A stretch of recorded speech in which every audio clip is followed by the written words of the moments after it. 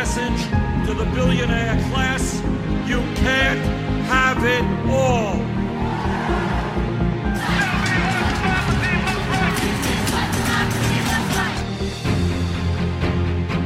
Ladies and gentlemen, welcome to the evolution of now. My name is Christopher Robinson. I will be your host for this evening. I guess this day, whenever time you guys are listening. I'm joined here by two of my good esteemed colleagues, Aubrey and Howdy. Michael.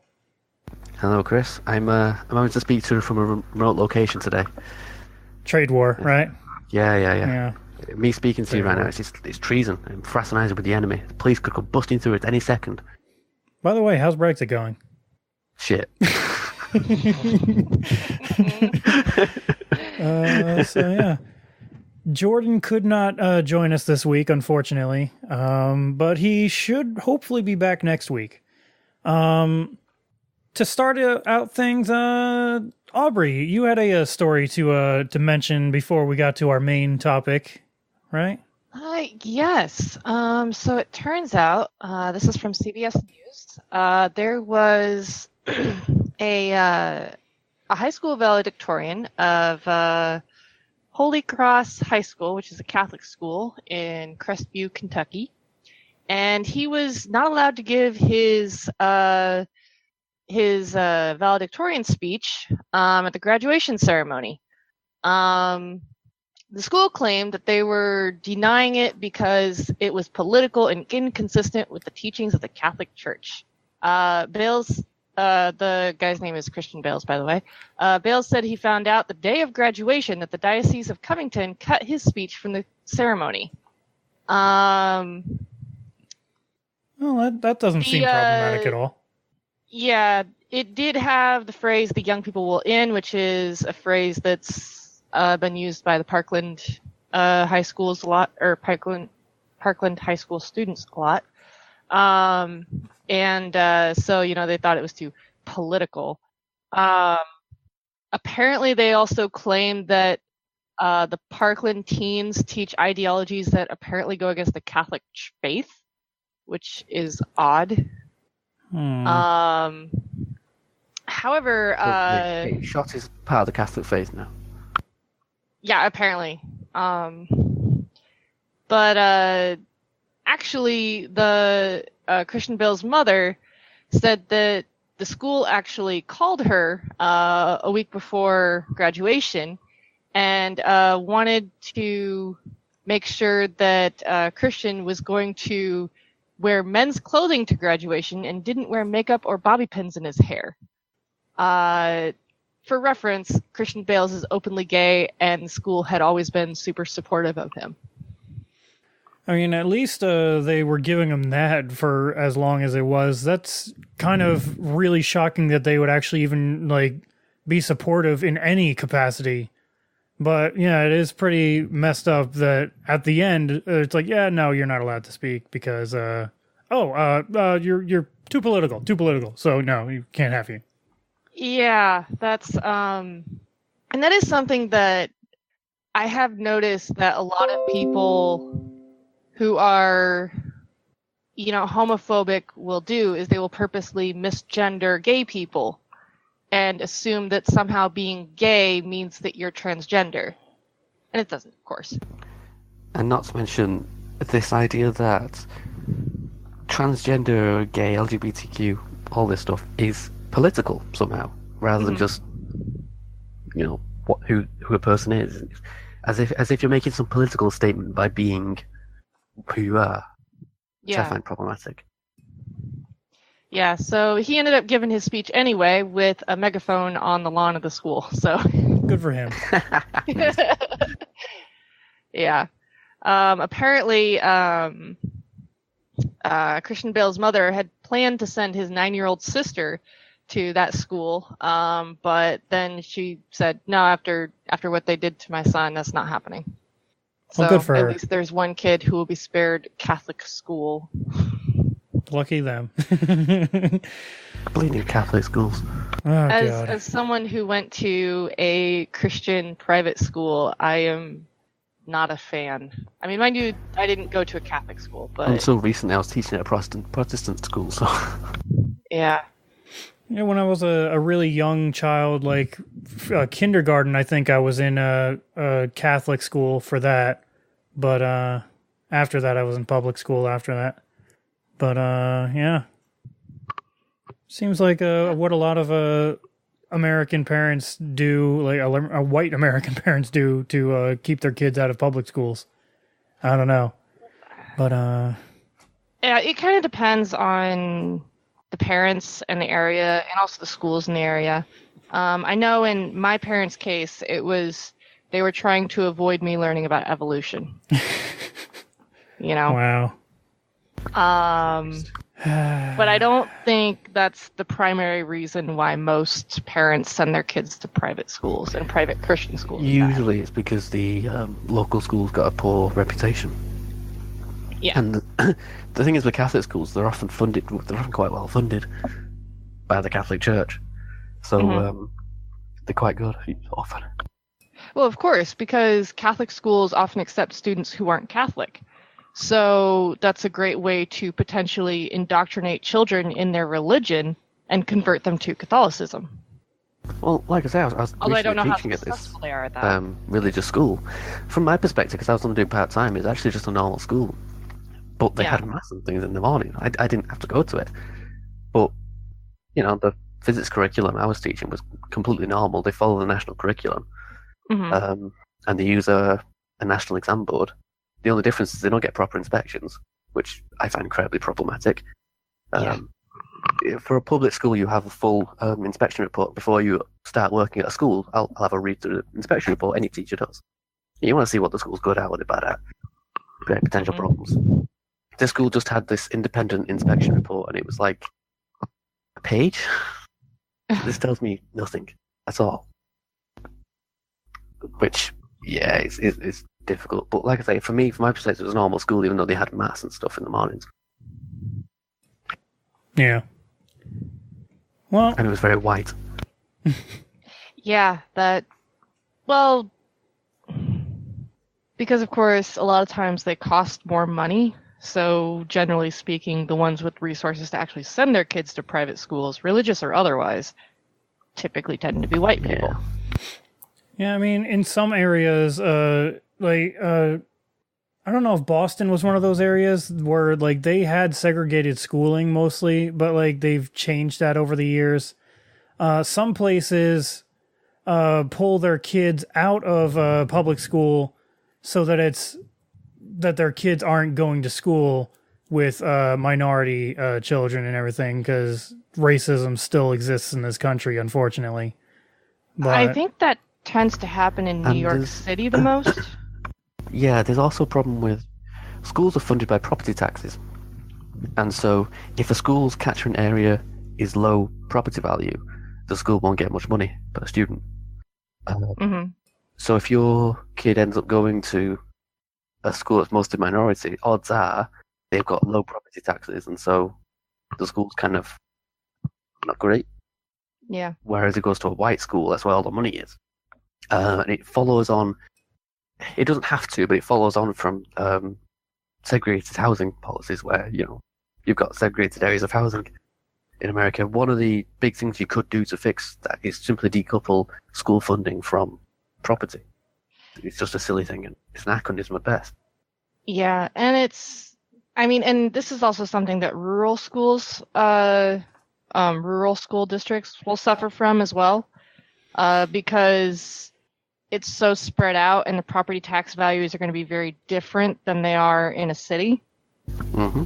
yeah. You know, there's a reason why there's a major problem with rural school districts having to consolidate and basically cover, in a lot of cases, like an entire county, you know, and they just, even then they still struggle for resources, but especially because they then have to send buses all over the county to pick up students. Yeah. So, Well, that was a little bit of a tangent, but Yes, that was. from the store. But yeah, I'm really proud of this kid, and I'm glad that he showed a little bit of initiative there, and got a loudspeaker and still gave his speech on his terms. That's great for him. But Michael, you had some stuff to talk about too, right? Yes, I did. Sorry. I wanted to mention this. Well, we are now at a trade war. And but trade wars are great. They're big league, great things. Well, for one thing, why it's really stupid. And I want to talk about this more properly next week because it's my topic. But the trade was really stupid. And what it means for Brexit.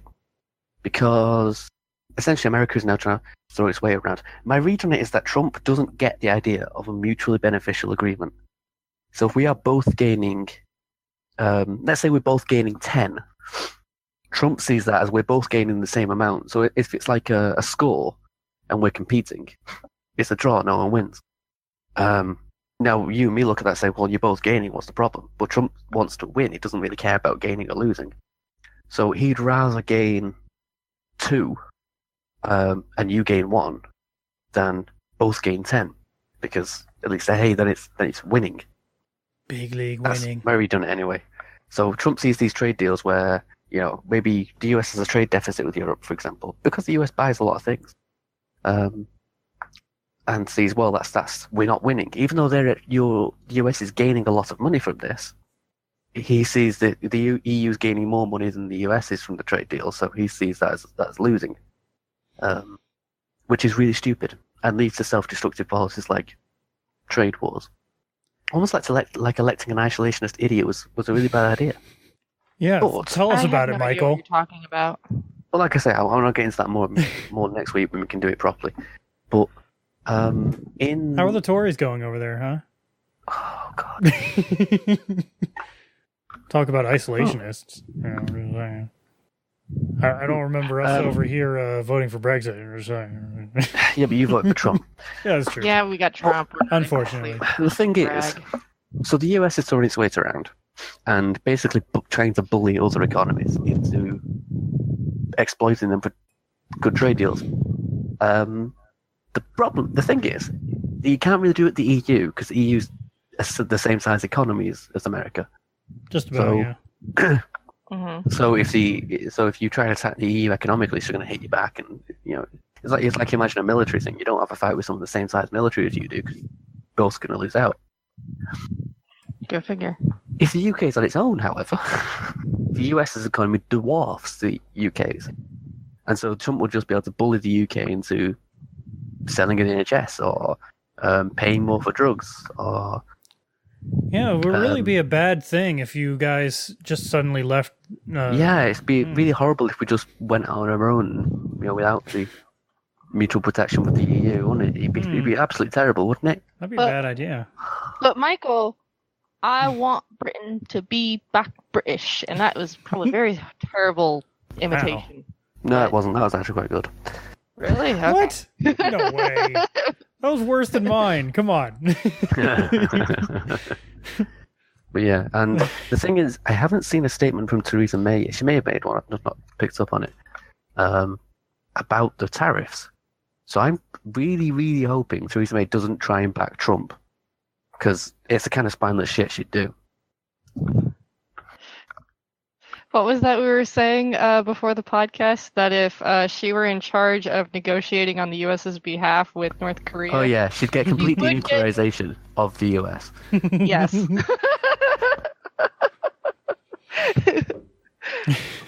Probably. Yeah. God, she's fucking Which terrible. I think could only be a good thing for the world, because then all of a sudden the U.S. would lose a lot of its ability to bully everybody. It's worth saying Theresa May is only the Prime Minister at the moment because no one else wants to deal with the shit show that's Brexit. Yeah. And I'm not kidding. That's the other reason she's still in power. Pretty much. Her own party hates her. It's a sad, sad time over there in the Great Britain area. And people wonder why I'm so sarcastic. I thought it was just because your natural... Yeah, I thought it was just Britishness. because you were British, yeah. But yeah, that's interesting. I forgot. Was there anything else that you wanted to mention before we got to the main topic, guys? I don't think so. No, off the top of my head. Well, that's fine. Oh, in Illinois, they finally passed the Equal Rights Amendment ratification. Only a few decades short of the what is it? Hey. Deadline? Better late than never. That's very true. It's very better late than never. And maybe that'll actually start other country or other states that haven't done so start going and doing it too. Who knows? We'll see. But yeah. At least they're doing something, unlike most of the South. But anyway. I wanted to mention, it's not really an important topic for discussion, but I wanted to mention US troops in military bases. The US uses a certain type of foam for fire suppression. It's leaking into the drinking water on military bases where they're doing exercises, and the soldiers on military bases are being poisoned. And Trump got a report about this and buried it. What? Of course he did. I never heard of this. Yeah, that's interesting. Yeah, I'll link a report on it for you. It's not. Yeah. Well, that doesn't sound like a good thing. But no, it isn't. Michael, I thought Donald Trump was really good for the troops. I thought he cared about our troops. Like, wasn't that like part of his whole thing? Isn't that usually the idea with the Republicans? Is like, oh, we're pro military. Oh, we're gonna do everything we can for the military to make things better for them. Yeah, that's why I highlight it, because Trump buried a report that said the soldiers were being poisoned and just did nothing about it. Weird. Very, very weird. That would be surprising, except it's very much not. It's surprising how unsurprising it is, maybe. Yes. But anyway, I guess we will get on to our main topic. It's a light one this week, guys. The Korean Peninsula and the crisis therein. So, simple. It's a very simple situation. I guess you guys out there, unless you've been living under a rock, you probably know that there's some things going on about this North Korea place and nuclear weapons and stuff. There's been stories over the last year or two, actually, of the Trump presidency where we were like on the edge of nuclear war with North Korea, and then we weren't. And then there was like a bomb scare in Hawaii where everyone thought they were going to die because they thought that North Korea actually launched the nukes, and it didn't happen. It just turned out that someone actually accidentally pressed the wrong button and sent out a warning to everyone. Because that's a button you accidentally hit. That's a really good button to have. They were doing a test, and the nuclear alarms were only supposed to go off in it was a test of the system, so it wasn't supposed to connect to the outside system of the the nuclear attack warnings. But it did. Yeah. It went out to the general public. Wasn't there tweets and stuff that they went out to people too, or something? Yeah, people were phoning loved ones we're gonna get nuked. You're in Hawaii, there's nowhere to go. So there was people phoning loved ones. There was thefts and stuff in shops. People were just going nuts. A lot of people just jumped on boats and tried to get away. Which is interesting. I think it was about 40 minutes.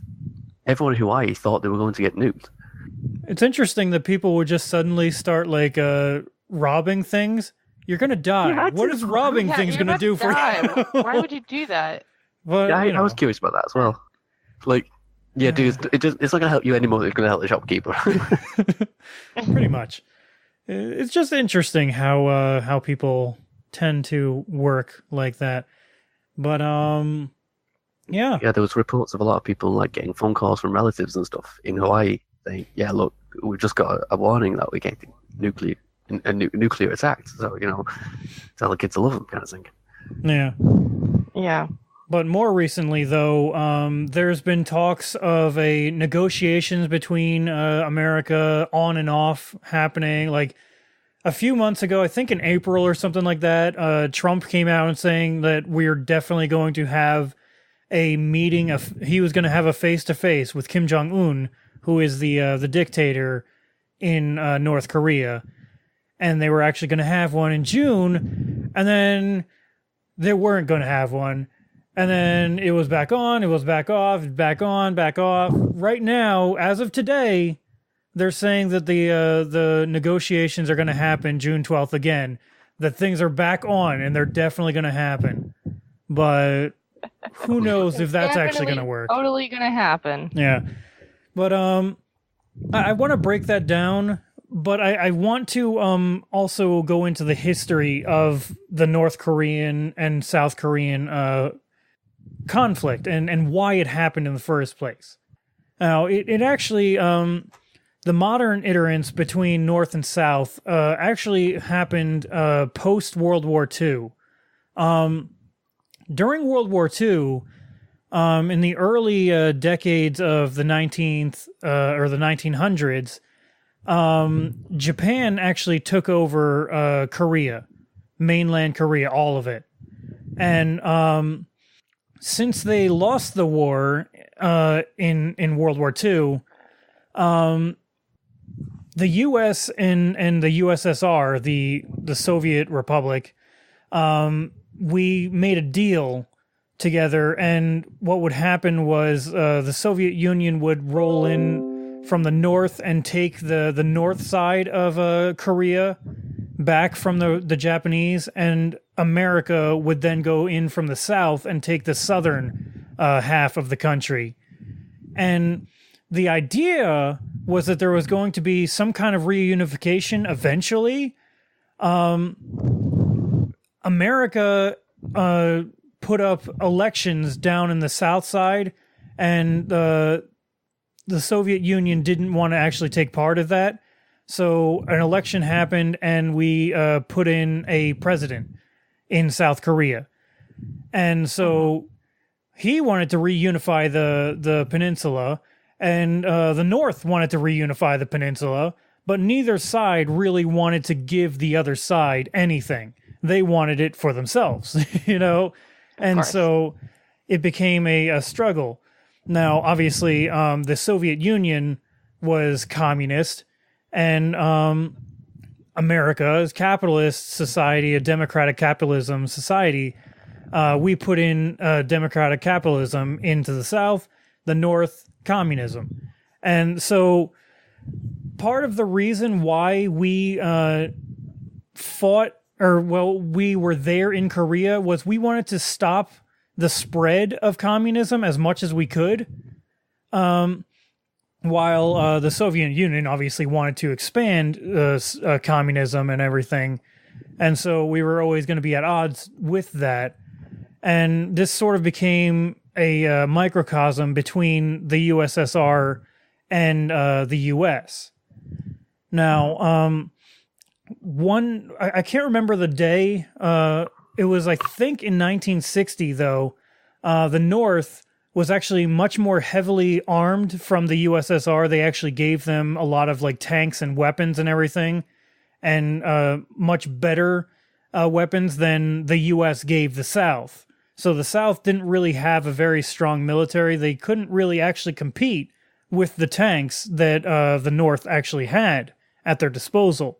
So one day in 1960, I believe it was, North Korea came over the border and started attacking the South. They immediately captured Seoul, which is the capital city of South Korea, which was really, really close to the border itself.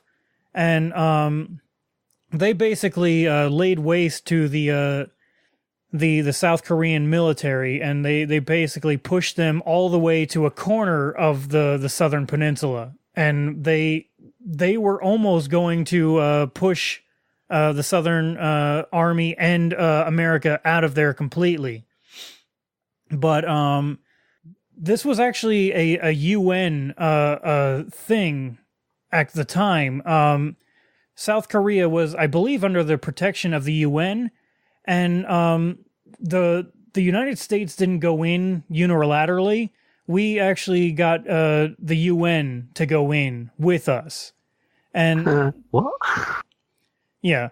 Like, Well, this was not that long after World War II, mind you. yeah, this was when the UN was still bright and new and everything. And everybody had lots of hope before it Yeah. in the future.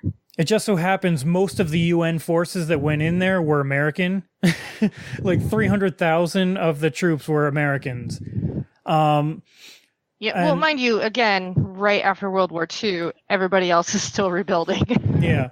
And I will say, the Soviet Union actually was a member of the United Nations. However, the USSR was actually protesting. I can't remember exactly what the Soviet Union was upset about, and they were sort of boycotting the UN. And so what happened was, because they have what's called veto power, if the USSR were there, they could have actually prevented the UN from going in to aid the South Korean army.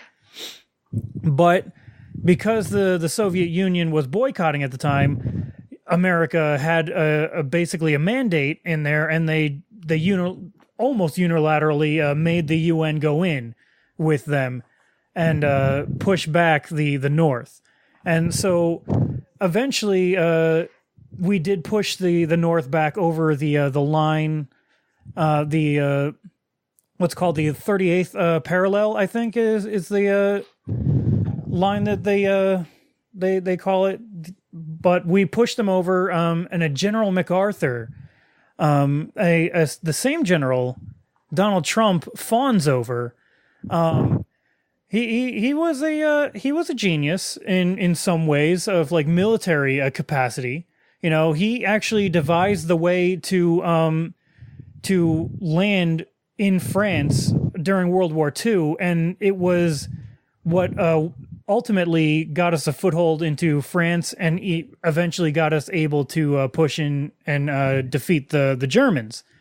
And he did a similar tactic in North Korea, where he landed behind the enemy lines, and then they sort of like cut off the supply lines of the army, so they had to retreat.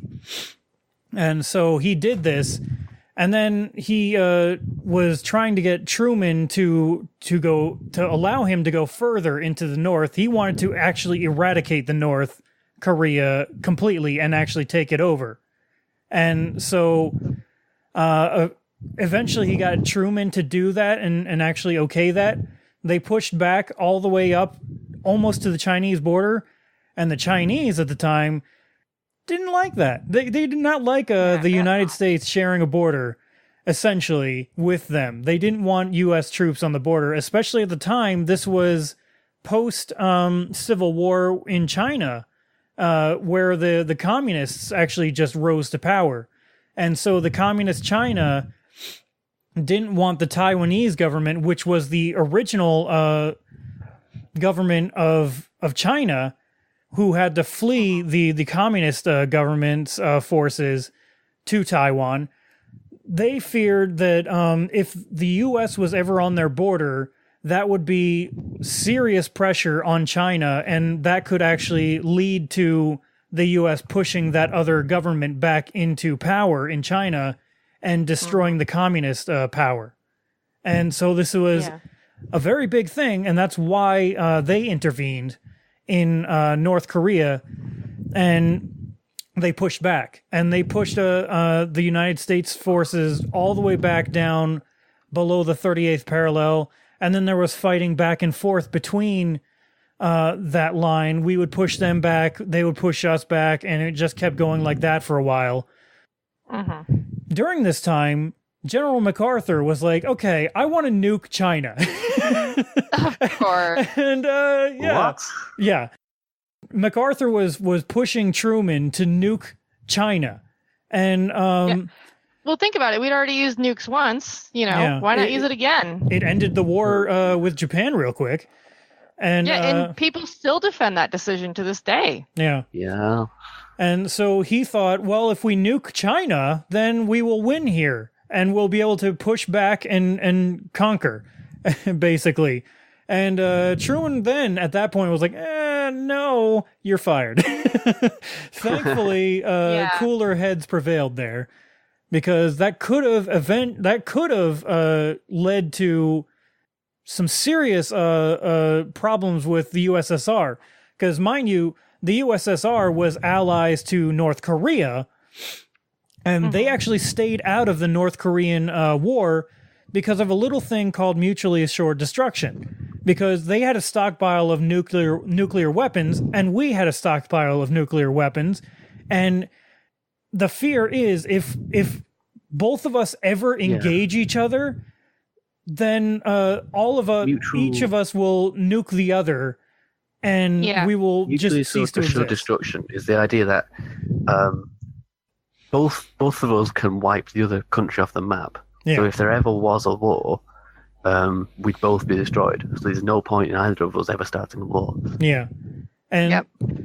And so this is why North Korea was sort of like a proxy war. Some people would call it a proxy war with the Soviet Union. That's why the US and USSR never really had a war as such. That's why they call it the Cold War, because they hate each other and they were at war and they kept having these proxy wars. We hated each other, yet we were actually allies with each other for a short stint there too, which was interesting. You can never, but they can never actually go to war, because if they went to war, the world would end. Potentially, yeah. Basically. Well, and that's part of the reason why the Cuban Missile Crisis was, a very tense time here in the U.S. Not that we realized at the time, the U.S. public that is, that it was because our military leaders had decided to put weapons on in Turkey pointed directly at the USSR. Yeah. So naturally they responded by putting missiles right in Cuba. Yeah. And then I don't think they actually ever did put the missiles in Cuba, though. That pisses me off about this. There was a secret agreement with was it FDR? I don't know. Whoever the president was at that time, he knew he couldn't remove the nukes from Turkey openly and publicly, so he did it in secret. He said he made a secret agreement to say, right, officially, we'll agree to never invade Cuba, and That's you agree to JFK. take the nukes out of Cuba. JFK, yeah. Oh yeah, Cuban Missile Crisis is under JFK, Yeah. I said, and what I can do is I promise you that we will take the nukes out of Turkey, but we won't admit to it publicly. That's okay. The problem was, he died. He was shot. So he was assassinated. This secret agreement, it happened, I believe it happened in the end anyway. But to the legislators, because it was a secret, they didn't know. What they thought was, we threatened to invade them, and then they pulled their nukes out. And this is probably what spawned the idea of peace through strength that the Republicans still glom onto, because in their mind, we threatened to invade, didn't back down, and then they backed down first. When in fact, it was actually diplomacy and rational, calm heads that prevailed in the end. Yeah. Yeah, because neither of them wanted to be the ones that basically started World War III. But neither of them wanted to publicly back down either. Yeah. Oh, yeah. It's kind of like North Korea right now. He doesn't want to back down. He has to keep up his fiery rhetoric of like, we're number one, we're the best country ever, and all these other countries are weaker than us. That's the North Koreans, although it's pretty much what Trump does too. But a good way of dealing with it would just be to bring Kim into the international community properly, make him I think that's him a proper really country. Ultimately what North Korea wants is statehood. I think they want to be respected as a country. Bring them into the international community, and then and we can trade on things like promises to never invade, which were something up until recently, but that's a separate thing. Yeah. We cancelled the Iran deal you cancelled the Iran deal, I should say, after agreement to it. So now U.S. agreements mean nothing at all. So that's stupid. And previously, I have a strong feeling not invade meant something. Yeah, I have a strong feeling that part of the back and forth that we're seeing today is because of that, though.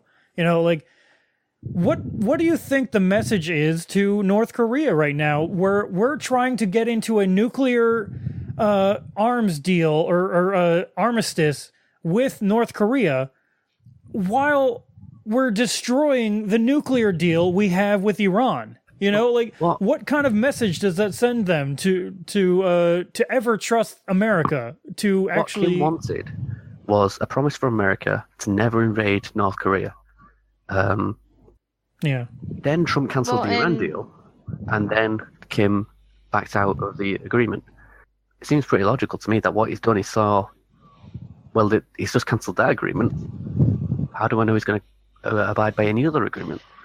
Well, and also, I mean, there's literally what we did to Gaddafi. You know, I mean, we said turn over all your weapons. You know, your big, you know, your chemical weapons, everything else. You know, and we'll protect you. You know, we Oh, won't that fucking idiot impose Bolton you. called it the Libya model. yeah. Yeah. John, And then Bolton started going out there talking about Libya. yeah, exactly. John We'll Bolton. do exactly what we did to Libya, because that worked out so well for Libya, didn't it? Gaddafi's living the high life right now. Yeah.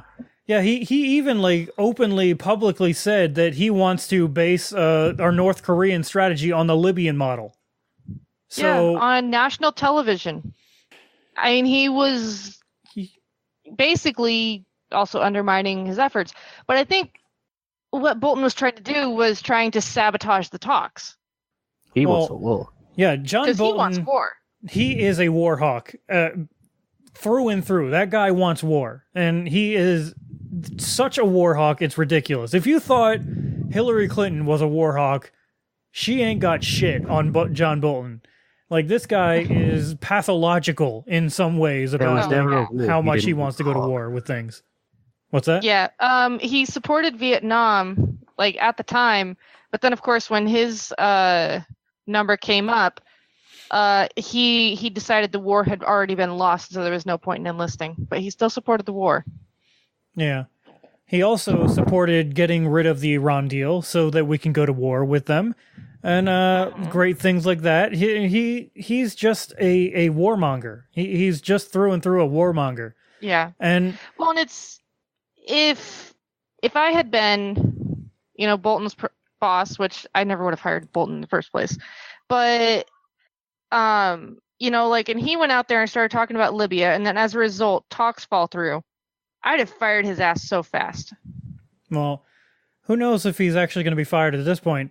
He was actually yeah. today. Donald Trump actually met with a North Korean diplomat today, and strikingly, Mr. Bolton and Mike Pence were nowhere in attendance. They were not attending Possibly the the only thing. clever thing Trump has ever done. Yeah, but Yeah. Well, yeah, that's.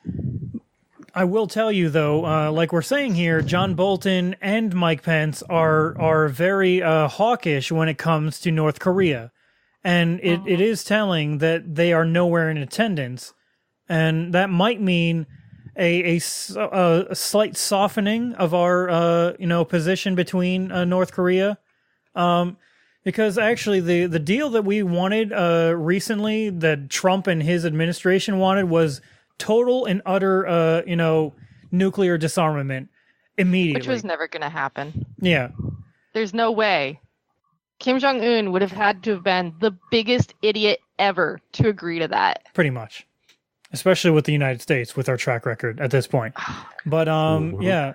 But that's what we wanted, and that's definitely not what North Korea wanted. And since those war hawks were not in attendance, that might be showing a softening of positions. Even Trump himself is saying now, here's a quote from him about it, where you can tell he's softening from immediate denuclearization to actually a longer drawn out process. He says, "The big deal will be on June 12th. Donald Trump said, "It's a process. We're not go in and sign something on June 12th, and we never were. We are going to start a process. And I told them today, take your time. We can go fast. We can go slowly. I think they'd like to see something happen, and if we can work something out, that would be good." And so, you can see there, he's not now saying that he wants total disarmament. He's basically saying now, we're going to start a process now. It can go slow, it can go fast. but we're going to start something. And, like I said, that's the softening that people are pointing to right now. That analyze this would stuff. not trust it. No, I don't. I would not trust Well, it it at is all. Trump. So you can't trust any damn thing that man says. So he might change his mind in like, I don't know, 20 minutes? Just about. Yeah. I mean, this guy might, like, if he gets into the room with Kim Jong-un, he'll be like, just say that you're going to disarm. And I'll just tell my people that you're going to disarm. You don't have to disarm. Just say you're going to. No, what's going to happen Except is we're going to have the meeting. not It's how- going to go fine. Work. And then he'll get out and immediately tweet, "Short fat Kim Jong-un just agreed." For fuck's sake. Yeah. And then Kim Jong-un's like, yep, nope, no deal anymore, thanks. Yeah, no, fuck you. Yep. Although, given if it were with Theresa May, like we said earlier, things might be even worse. Guys, I got a great agreement out of it. So Kim Jong-un has agreed to disarm his nuclear weapons. All we have to do is give them California. What? Pretty much. But, yeah. So, yeah, I mean, did I finish the history here on the North Korean war? Eventually, things did grind to a halt and an impasse. North and South were basically unable to conquer the other, and they realized this eventually. And we've been at an armistice for a while now or the North and South have been at an armistice. They've never officially ended the war. It's still technically these countries are at war with each other. And that's why the so-called demilitarized zone is one of the most militarized places on the planet. And both sides have their weapons drawn at each other and are just waiting for the slightest provocation from the other side to just start hostilities again. They keep doing things to each other that don't technically violate any rules, but are quite funny.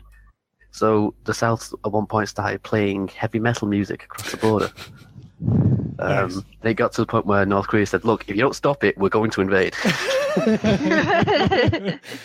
Great. Yeah, they've done some pretty petty trolling of each other over the years. Yeah, it's just a little banter that we do once in a while with the North, like we play some heavy metal music, they threaten to invade, this is just how it works, oh man, great times in the world right now. Yeah, it's a mess. It's kind of a mess right now, the whole peninsula. And now the fate of the peninsula is in the hands of Donald Trump. Yep. It was a good run, guys. I think this is it. I think the end of the world happens soon. The world as we know. I don't know, but I will say, Moon Jae-in, who is the president of South Korea, this guy is a trooper, man. This guy desperately wants a peace deal. He really legitimately wants peace, because if nuclear war happens, Seoul is first. and Not even nuclear war. Seoul is in range of conventional weapons from North Korea. yeah, they don't even need a nuke. it would to take out be Seoul. pummeled to the ground, immediately. It would be gone immediately. Yeah. Well, and that's the main thing that has pretty much kept the U.S. From actually just it being like, all right, fuck this, we're just invading. Is basically that the minute that North Korea thinks that they're legitimately under attack, Seoul's gone instantly. Yeah, I can't remember how many millions, but it's a good few million people in Seoul. Yeah. Yeah. And so he has a vested interest, though, Moon Jae-in, to try and bring it to a peace deal. And he's basically, he has been calling for, a peace, a Nobel Peace Prize for Trump if he can actually get the peace deal. He has been one of the people pushing for the peace prize for Trump. He's desperate at this point. He's like, just give him the damn medal. I don't care. I just want peace, That is man. primarily trying to keep Trump, his ego appeased and keep Trump actually interested in negotiating. Yeah. That's true. Yeah, but and I the thing is, a lot of people in the Koreas have families on the other side of the border that they haven't seen since the 1950s. Yeah. Yeah, So that's definitely another thing. Yeah.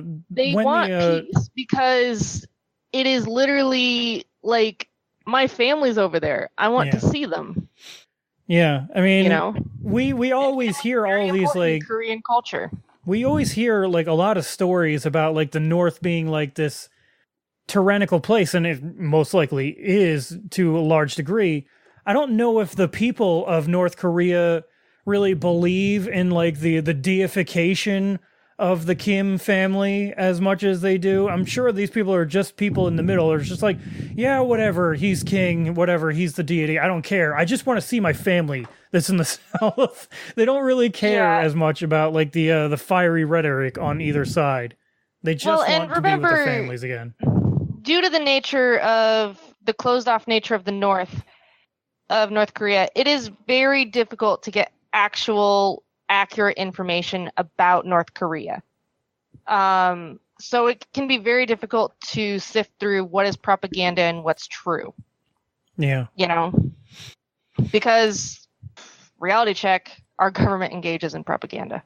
Yeah. Unfortunately, it's just, I think a lot of how governments just tend to run is through propaganda, you know? Yeah, and I mean, of course, if the government has the opportunity to use propaganda, it's going to use propaganda. That's just how governments work. Yeah. That doesn't mean that, you know, it's all true or it's all false or anything. It just means that approach information about North Korea with a grain of salt. And remember that just because it's reported as such doesn't mean that it's actually true, because it's actually very rare that a lot of these news stories that are reporting on conditions in North Korea actually have a source in North Korea. Most of the time, this information is coming from the government or from governments around the world. Yeah. And it's the same how reason... accurate that information is, we don't know. Yeah. It's the same reason why it's good to have many sources. You don't want to just trust RT. RT is funded by the Russian government in some ways, you know, if not fully. I can't remember if they are or not fully no, they're funded by them. Fully funded by the Russian government. Okay.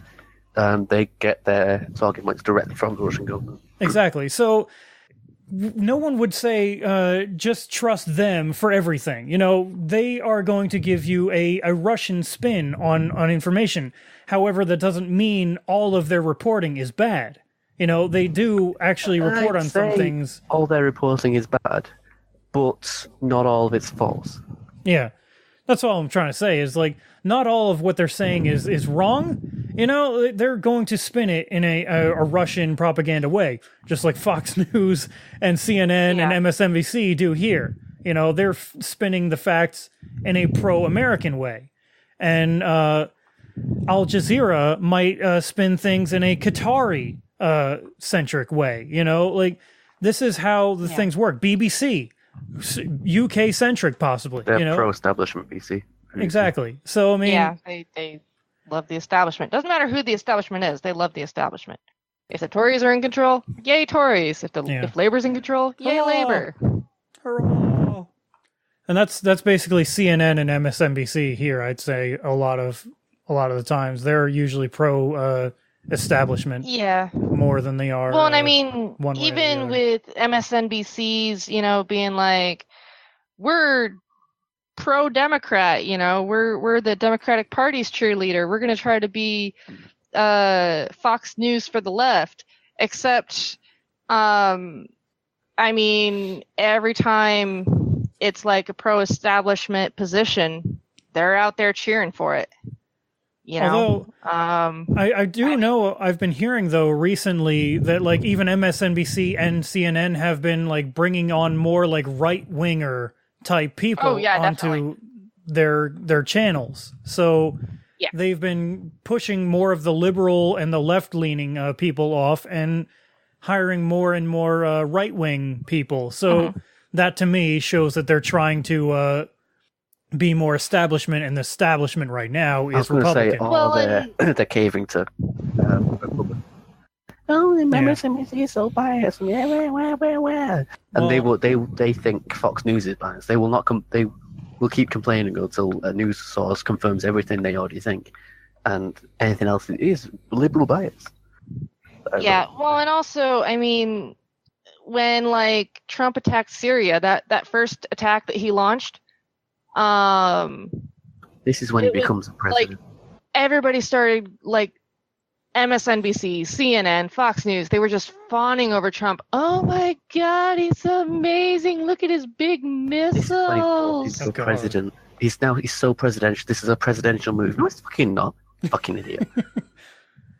Yeah, it was disgusting. But you know what I mean?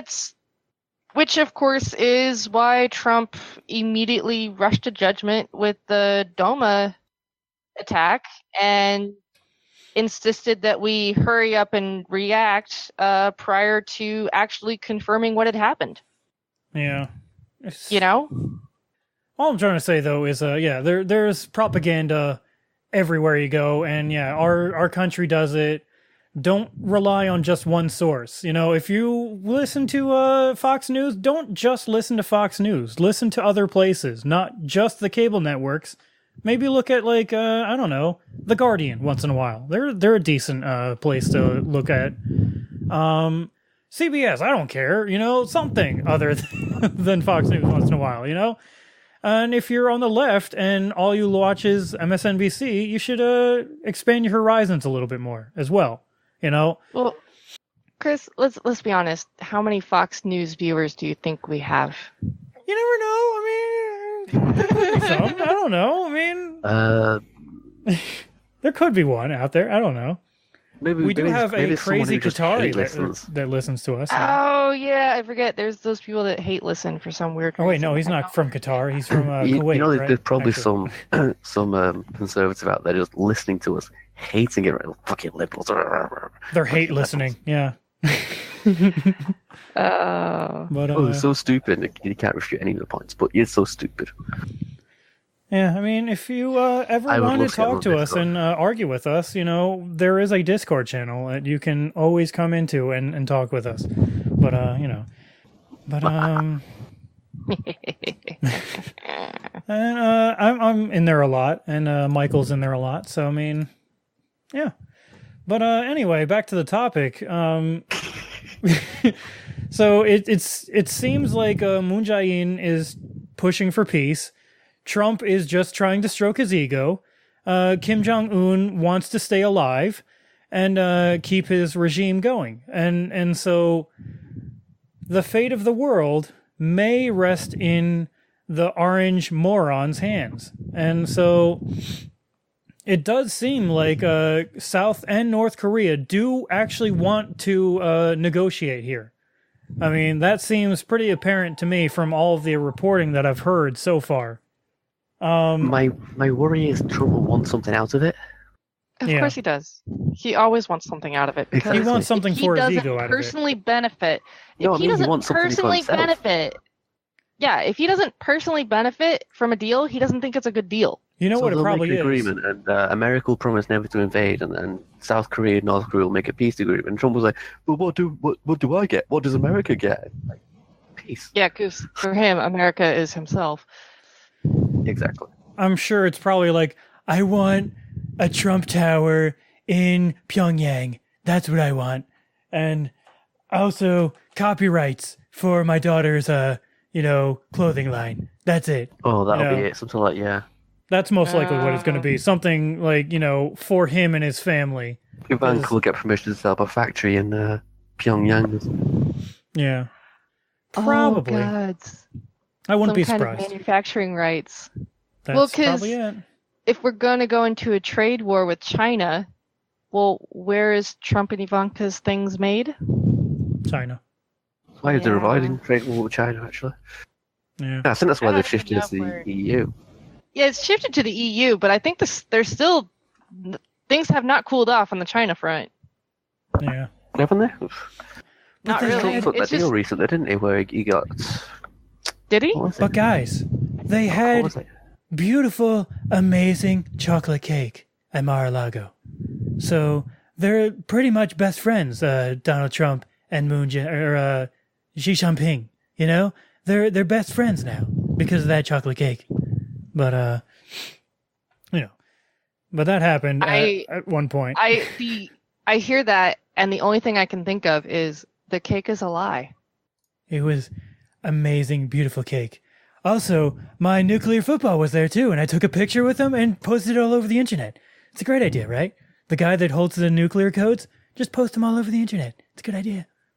But anyway, this is Donald Trump for you guys. But anyway, so we will see, though, in the future here what happens of this nuclear standoff with North Korea. Hopefully the world doesn't end. But if Donald Trump has anything to say, I'm not really leaning very heavily for the Earth remaining team. I don't know. But Yeah, it's the end of maybe the that's world just as we me. know it. Maybe. And I feel fine. Oh, okay. Well, mind you, as we know it, really doesn't necessarily mean the Yeah, actual but that's world. the song, okay? I know. 6 o'clock, black. I don't know the other words. Okay, I'm done. Yeah. Well, I mean, All I know is there 6 has o'clock, been a new Fallout game announced. So Is it going to be like an online one where like you can like we don't know survive yet. in the Those wilderness are, online? It's Fallout VR. Those are But instead of rumors. virtual reality, it's just reality. Well, you know what it might be. I think I know it's what it is. Fallout R. I think I know what it is, Fallout, guys. But compulsory. Exactly. No, I think what it is they're going to have everyone start playing this game. And eventually you're going to tune out of the game and then you're still going to be in the game. And it's going to be like, wait, what happened? Oh, I'm still playing the game. Okay. And it won't actually, hit that, no, this is reality now, guys. It's Fallout. It but just like happened. reality and compulsory, and if you get shot, you just die. We're just getting used to the end times. Maybe that's what it is. I don't like the new permadeath feature. Yeah. I'm going to say that. Yeah. But I'm not a I big hear the fan of it radiation either. mechanics are much more realistic. Yeah. Yeah. And instead of everything just being dead for 200 years, it's actually more realistic in that, everything just develops cancer. Yay, cancer. Yay, cancer. And everyone just kills each Yeah. other on the wastelands. Yay. Chernobyl is incredibly green. And It the is. wildlife is doing really well there, but they have a very high tendency to get cancer. Yeah. So that's, Much higher chance of it, yeah. yeah. There was a decent amount of nuclear fallout from the area. That's why, Oh, yeah, definitely. Yeah, there's actually still places where if you go in, you have to take a Geiger counter with you. And Yeah. there's still places where you step into an area and all of a sudden the Geiger counters go Yeah, Only if- especially like click, click, click, click, click. 'cause in the it's town Pripyat that is right Yeah. next to the plant itself. Yeah, you can Well, go it's into like some across of the the- basements of that place, and it's just crazy. Yeah. Well, it's very difficult to get permission to go into the what's it called, protected zone or something like that. I What is it forget. It's called? been a while The since I looked up exclusion that one. zone, yeah. Exclusion zone, yes. So Would be interesting to go there one day. It would be very, very fascinating to go there at some point.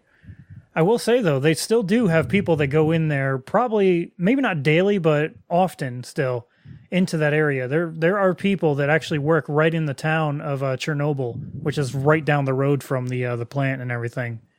So yeah, it's interesting. I think how active part it of still the is. plant is still working, still running, Yeah, they also.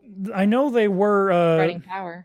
Yeah, they were building a new enclosure for it for a while there too. So they were actively working around it. The old what they used to call the sarcophagus that was very hastily built at the time out of like concrete was deteriorating and falling apart. And they since made an enclosure to basically move over it and become the new structure. So that actually did happen, and I don't know what they're doing these days, but yeah.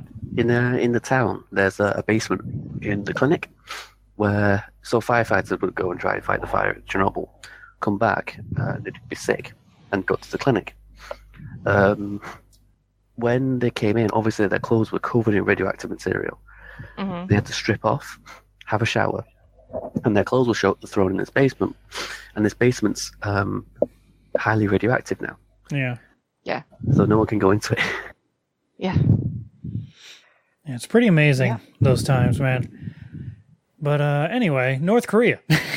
Yes. Hey, we're just talking about, fallout here. So. Yeah. So that could be in our future if things go right with our current administration. Go right? Yeah. Right or wrong, whichever. Yeah, right. Exactly. Whatever your interpretation of good or right or wrong is in this It situation. could go alt-right. That might be it. Alt-right, yeah. Oh. Mike knows all about that alt-right too, over there in that Britain areas here. Yeah. With that, hold on, I gotta turn the sound up. Oh, he's gonna do it. Yeah, he's gonna do the thing. You got Islamic rape gangs nowadays. But yeah, that's the alt-right over in Britain, and the alt-right over here is Donald Trump and his flunkies, I guess. I don't know what else to call them, but I don't know. Honestly, I think Trump's just along for the ride.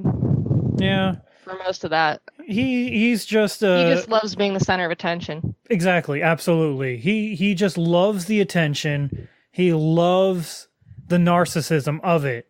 He himself is probably the biggest narcissist I've ever seen in my entire life. Yeah, that's really, I think, what he cares about. He doesn't give a damn about like the alt-right's like movement to kick out all the blacks and the Latinos out of the country. He doesn't give a shit about that. He just sort of uses it's not that he's not for red racist. meat. He is racist. Absolutely. I mean, he just doesn't care. He doesn't. Indifferent. It's not like really a priority for him. He just knows that when he says racist things, he gets a lot of attention, and he loves his attention. I'd say he's like indifferently racist. I don't know, or something. But I don't know. But with that, guys, anyway, we're gonna see what happens in the future here. Obviously, things are still coming out today. North Korea, their diplomat met with Trump for over an hour today, and so who knows how bad the diplomatic fallout from that's going to be. Yeah, we'll see. But supposedly, at least June 12th, only a few days away, North Korea and Donald Trump will, or Kim Jong-un and Donald Trump will meet in Singapore and start negotiations. And we will keep you guys posted, and hopefully the world doesn't end in the next few weeks. Sign up for organ donation. What's that? Sign up for organ donation. Well, if the world ends, what the hell does it matter, Michael? And also, if they're radioactive, you can't really use those parts anyway. So, I mean, come on. But, anyway, guys. Yeah. Something like that, indeed. All right. I guess this has been kind of like, it looks like a little bit of a short show to this week. But, thank you guys, for sticking with us. I'm sure we're going to have to touch on this again. Hopefully, if you guys notice we missed anything in this discussion of the history and why the things are messed up as they are today, or any of the nuances that have been happening in the recent times, if we've missed anything, please get in touch with us. Tell us what we've missed. If you guys enjoy our show, you can always send us some cash to our Patreon and help us work this thing to become a bigger podcast at some point, you know? Also, what's more important, though, is getting the word out of this podcast. Tell your friends. If they're interested in politics and the stuff that we tend to talk about, send it their way, you know? And this is how we're going to build this podcast. Otherwise, we're just going to die in obscurity, and it's going to be sad, and I'm going to cry a lot. You don't want me to cry a lot, guys. It's going to be a very, very bad time for everyone. But it's not pretty. There's actually audio of me getting extremely drunk and then crying on Discord for 4 hours straight. But but anyway. Well, do you still have that recorded last time from... Basically, Chris started recording the show, and then we just sort of chatted shit for half an hour. It was a great discussion. It was like one of them where I wish we'd done this on the show. Yeah, those tend to it might be happen a lot. recorded still, I think. Yeah. Yeah, but coming up on Tuesday, we've got primaries in a lot of states, including my own here in Iowa. So I will be going to the polls to vote for J.D. Scholten that he can kick out Steve King, hopefully. You hear this? I just opened up my my ballot thing that came in the mail the other day. I forgot about it completely. Oh, yeah. Official primary election, County of Ocean. Oh, man. We got Seth Grossman and Brian Goldberg going for the Republican column. House of Representatives and Senate. These are all Republican. What? Oh, there's Democrats down below. Here we go. Senate nominees, Robert Menendez and Lisa McCormick for Democrat column for Senate. The Republicans were Brian Goldberg and Bob Huggin for Senate. But yeah, I got my ballot. I'll have to check that out and do something about that. But you always can send us suggestions and ideas and any feedback you guys have to our email address at theevolutionofnow@gmail.com. Like I said earlier, we have a Discord channel that you can join. It's always linked in every single one of our podcasts through Libsyn. I don't know if you get the show through iTunes, you might not get that right away. You have to go through the Libsyn.com. I think on there we're at theevolutionofnow.libsyn.com, I think is the website there. You can get all of the information there. We always put links to all of our sources and our social media and all of that in there. You can go to facebook.com/theevolutionofnow, and that's our official page there. We post every single new show there, so you'll get a notification every week on Facebook if you sign up for it on there. Am I missing anything, guys? We have a YouTube channel where it's just the audio. We post up all the audio there, so if you actually prefer listening to us through the YouTube, you can go on there and find us on there at The Evolution of Now. Although it's really hard to find it usually. I'm trying to get better at remembering to put like a YouTube link in the description of these podcasts as well. So it should hopefully be in there if I don't forget to do it. I should remember to. YouTube's algorithms definitely prioritize news and politics channels too, so that doesn't help. Like it usually, if you're a very, very tiny channel, it's going to be impossible for you to be found in any searches. Just about, I've tried to search for our thing. I think what actually worked was if you put quotation mark, The Evolution of Now, end quotation mark, that I think works to find us. I'm not sure. I can't remember. That might have also just been through Google.com. You can do that as well. Quotation mark searches for the exact word, the exact phrase you're looking for, rather than if you're not quotation mark, looks for those words. Yeah. And that should find our channel there on YouTube, though. What else is there, guys? I don't know. I feel like we're just kind of rambling and filling time here. Well, I'm just trying to get everything out here. Like we always 90% of the time we don't even give the outro little things. But Michael usually we should maybe work on speeding this up a bit. I suppose. Yeah. But Michael usually says if you're interested in this kind of thing, get in touch with your representatives, that kind of thing, right? And that kind of stuff. And donate your organs. I think Michael just wants your organs. It's a little weird. I want your organs. Possible. I mean, I guess he kind of does, because don't you need like a, what is it, kidneys? Yeah, he needs kidneys. He needs many, many kidneys. He needs your kidneys, guys.